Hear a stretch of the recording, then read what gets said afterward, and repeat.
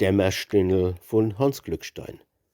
S wird dämmerig draus, und s letzte Abendrot huscht in die Stub, küsst Schränkel und Kommod, und s traulich Stippche wird zum Feierkessel.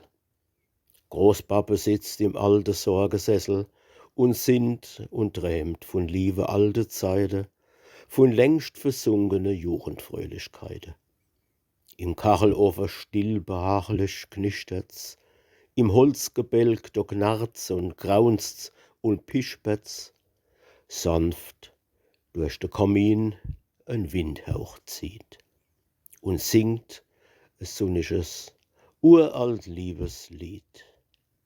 Ein Lied von Lenz und Sonnenschein und Rose, von Jugendstunde, frohe, wolkenlose, von Fred und Licht, wo's Herz war weit, so weit, vom Frühlingsmorgen erster Liebesseligkeit, wo in de Blume bschneide Maiendache ein jauchzend Klick is iwem zammergeschlagen.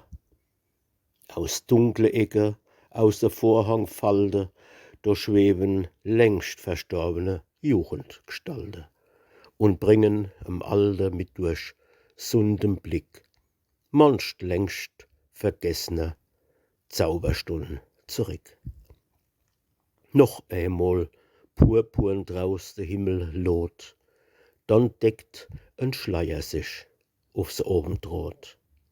Der Spuk verrinnt, verschwunden ist die Pracht, das Jugendlied verstummt und draus wird's Nacht. Großpappe macht mit Zitterfinger Licht und wischt Trän sich aus seinem Runzelgesicht.